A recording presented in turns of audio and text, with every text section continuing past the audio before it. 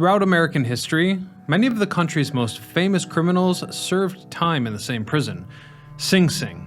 There were Julius and Ethel Rosenberg, Ruth Snyder, and Frederick Charles Wood, just to name a few of the many notorious figures who spent years behind these walls, leading the facility itself to something of an iconic status. But what went on behind these walls, and what remains of Sing Sing in modern day? Stay tuned to find out, because today we discover the history of New York's Sing Sing prison. I'm your host Ryan Socash, and you're watching It's History.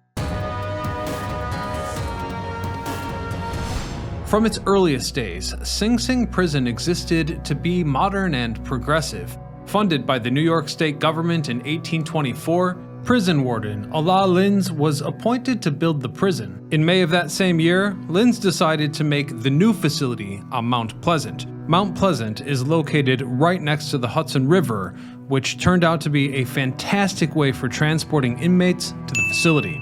The following year, $20,100 was used by the state to buy the land. From there, 100 Auburn prison inmates were transferred so their labor could be used to build the new jail. Construction took 3 years, officially opening on November the 26th, 1828. The remaining materials in the original structure were also used in other nearby projects. Some notable examples that used these materials include the New York State Capitol Building, the United States Treasury Building, and New York University. From the start, Sing Sing was a major prison with a capacity of nearly 1,750 inmates. The initial dimensions of the entire structure were 476 by 44 feet, with 4 floors. While the exterior walls of the prison were primarily made of granite, certain interior areas, such as the entrance hall, corridors, and some of the administrative and public spaces, were adorned with marble. The use of marble added a touch of grandeur to these spaces and was a common practice in constructing important buildings during that era. Fancy marble aside, this was a pretty hardcore place to get locked up. The cramped cells severely limited movement, measuring only 7 by 3.5 feet. 2 years after the prisoners began their terms in these cells, the building was expanded to include a kitchen, chapel, and hospital. The prison was constructed on the banks of the Hudson River, and the surrounding area featured rocky terrain. For that reason, Sing Sing Prison derived its name from the Native American term snick-snick, which translated to stone upon stone, or rocky place. The name Sing Sing was a simplified original Native American term for English speakers and became associated with the prison. Still, the truth is that this term referred to the location well before the prison was ever built. That's right, the use of the term Sing Sing predates the establishment. The prison was originally to be named Mount Pleasant. However, the local name caught on to the point that it was officially changed. During the first 80 years of Sing Sing prison, the wardens used the Auburn system, also known as the New York system, which was a method of the 19th century where prisoners worked during the day in groups and were kept in solitary confinement at night, with enforced silence at all times. Disobedient inmates were physically reprimanded. The lockstep method was also utilized at Sing Sing. Lockstep means walking in a single file line with one's hands physically attached to the fellow prisoner next to them. While these methods would be considered cruel today, scholars and lawmakers were very impressed with the innovative techniques used in the case of this facility. It should also be pointed out that most praise came from Sing Sing for making money for the state. Earning was achieved through inmate labor to carry out various tasks within the prison, such as maintenance, cleaning, and even manufacturing goods. Additionally, inmates often produced items like license plates, furniture, and other goods that could be sold for profit. Apparently, there was also contract labor with private companies and government entities. These contracts allowed the prison to earn revenue from the services provided by inmates. License plate manufacturing is a good example of this. The plates were produced by inmates and sold to the State Department of Motor Vehicles. The revenue generated from these sales went back into the state. This prison system here was coveted, often emulated throughout the country, but compared to places like Eastern State Penitentiary in Pennsylvania, Sing Sing was considered relatively humane.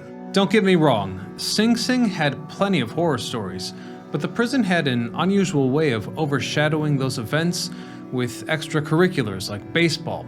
In turn, These efforts contributed to the institution's rise to mainstream fame. Following the turn of the 20th century, progressive reforms made the news by giving additional freedoms and rights to the incarcerated. Many of the early 20th century wardens can be credited with these reforms. For example, the inmates celebrated Thomas Mott Osborne's dedication to the facility and its inhabitants. Another warden, Lewis Laws, was notorious for improving discipline and leisure within the prison. Laws was so well liked among the inmates and the staff that the sport teams named their stadium in his honor. On his watch, Sing Sing expanded both physically and intellectually. Laws reforms brought additional educational programs to the inmates, yet another incredibly progressive move for the time. Most notably, prisoners gained freedom of the yard, and the lockstep restraints were removed while prisoners spent time doing labor.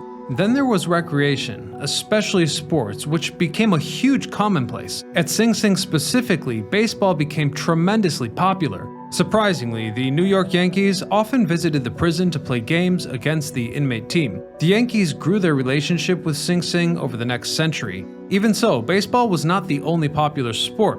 In 1931, both baseball and football teams were established.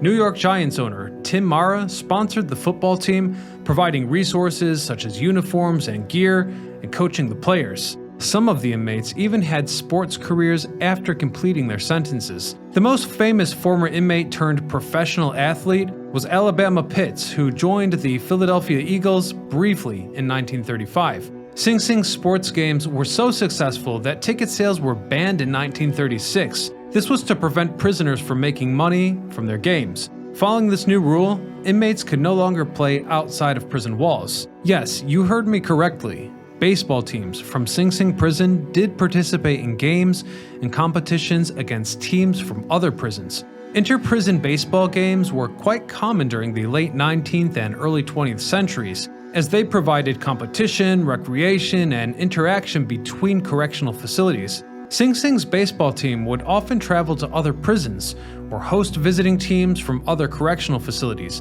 These games provided an opportunity for inmates from different prisons to showcase their skills, foster camaraderie, and engage in friendly competition. These inter-prison baseball games were not limited to Sing Sing prison alone, but were part of a broader prison sports culture during that era. Inmates from various prisons across the United States would often form baseball teams and arrange matches with one another. These games served as a form of entertainment, allowing inmates to participate in sports that they enjoyed, and they promoted a sense of community well within the prison system. Anyhow, once the ball games were put to rest, intake was on the rise, and Sing Sing prison needed to expand.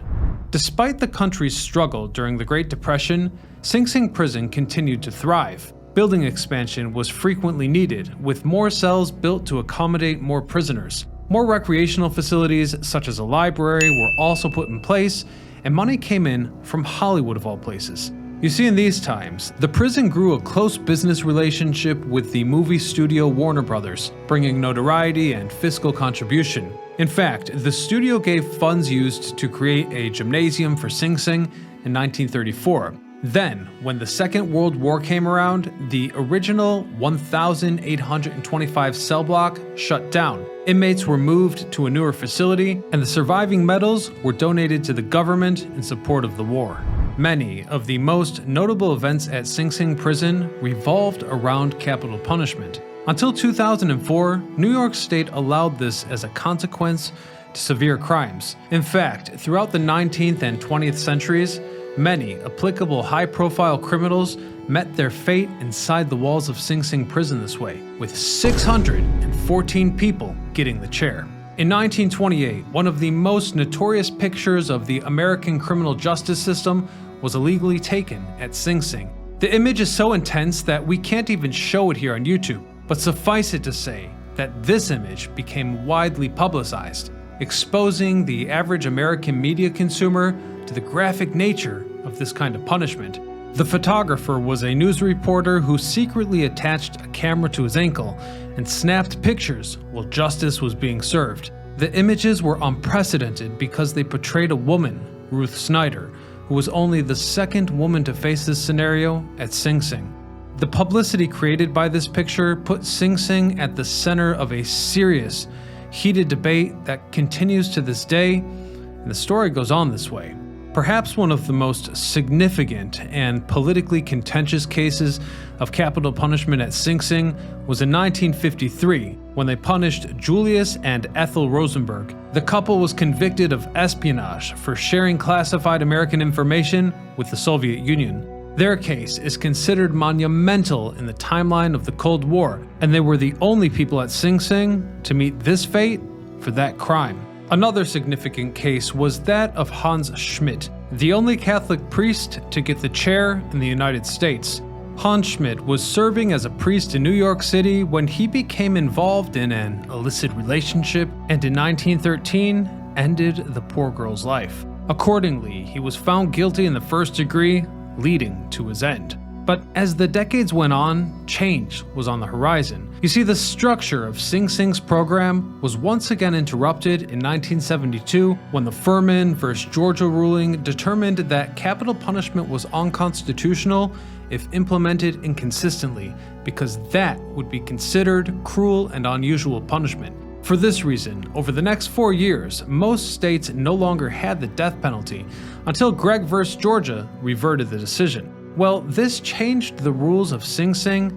The chair hadn't been used since 1963, when Eddie Lee Mays was the last to be put under. Despite this lack of capital punishment, the tools remained in the facility, with the prison holding on to so-called Old Sparky until the 1970s. The chair is now part of an exhibition in the Old Courtroom at Newcastle Historical Society. In 2004, New York ruled that the death penalty violated the state constitution, and death row has since been abolished. Today, Sing Sing remains open as a maximum security prison facility. 1,500 inmates remain incarcerated there. There have been modern efforts to shut down the prison for monetary reasons, but they haven't been successful. In 2011, a series of condos were proposed to replace the penitentiary entirely. At that time, residents of Mount Pleasant supported the demolition of Sing Sing, but were disappointed when no action was taken. Most notably, a museum in the original cell block has been in the process of construction. As of 2021, the museum gained multiple funds and media support for its planned programs. Until their construction is complete, the actual museum is currently digital. The museum aims to educate the public on Sing Sing's history as an innovator in prison reform. One of the most notable modern initiatives at Sing Sing is its unique educational program. These programs have focused on the arts and rehabilitation. Thanks to the Rehab Through Arts program, inmates at Sing Sing have performed several plays since the program's start in 1996, with the authorities signaling that they indeed run a progressive and modern facility. Sing Sing remains a focal point in pop culture. Throughout the 20th century, the facility was used as a backdrop for various films, especially those featuring James Cagney. Sing Sing was used for filming Kiss of Death and Bullet, remade in 1995. The prison appeared most recently in a 2020 episode of the crime drama For Life. In addition to appearances in popular media, Sing Sing is a part of the local lexicon. The term up the river, which means being sent to prison, originates with inmates being sent to Sing Sing up the Hudson River. This phrase can be traced all the way back to the 1890s. So it's safe to say that the Sing Sing Correctional Facility has left an undeniable mark on American history. In its nearly 200 years of life, the prison has been a center of many significant events and controversies regarding the criminal justice system. As always, I'd love to hear from any of you who know this system firsthand, so please do share your stories in the comments section. But if you'd like to see where Michael Schofield from the show Prison Break was locked up, don't miss our episode about the old Joliet prison by clicking right here. Please consider subscribing. Until next time, this is Ryan Socash, signing off.